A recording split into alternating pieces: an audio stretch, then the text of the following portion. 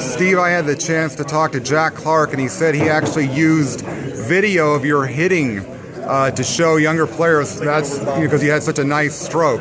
Oh, well, that's the ultimate compliment, from one player to another. Jack was an exceptional hitter, and I remember when he first came up, I thought, this young man has potential. We talk frequently, and I always had a simple stance and a simple approach, and it worked for me, and probably worked for a lot of kids. When you do your motivational speeches, just what in particular are you trying to get across, whether it's a business or athletes, young athletes, or whatever? Well, I talk a lot about character now. I talk about morals. I talk about responsibility. I think this country has been challenged in many ways over the last couple of decades. So I like to talk about responsibility, character, and morals. And all the things you've accomplished: 5 World Series, the year without any errors at first, the consecutive game streak. I know they're kind of apples and oranges. Do anything appreciate more than another? Or you appreciate all of them, or? Well, the individual accomplishments lead up to a world championship in 1981. I think when you play a team sport, winning a world championship is the ultimate. I'll never forget Game 6 in 1981 in October against the Yankees, Yankee Stadium. 11:59 at night, that final fly ball going to center field, and Kenny Landreau catches it. We're finally world champions. And have you ever been to Evansville before? I have. I've been here twice. It seems like every 20 years I come back again. What were the other events?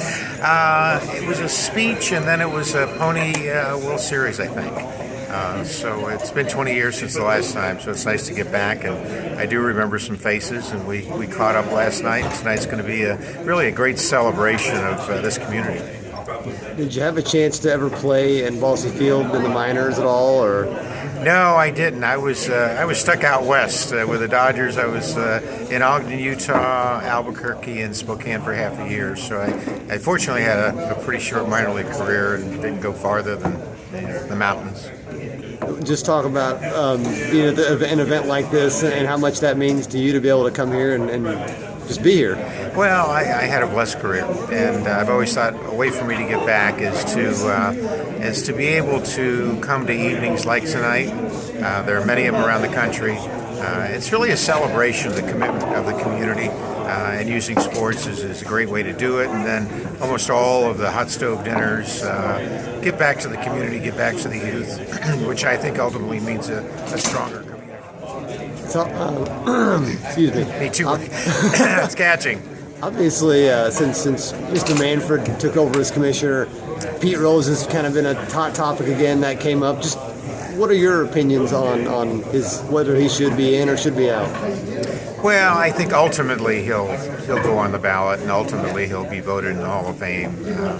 At what time, we don't know. I think the commissioner will revisit this from time to time, and I would like to think within the next 5 or 6 years, Pete will at least go on the ballot. I mean, as far as how he played the game, he was a great example of being a professional. His accomplishments are noted. I think as humans, we all make mistakes, how we take those mistakes and turn them around and, God willing, not make them again and get back to the community is what's important.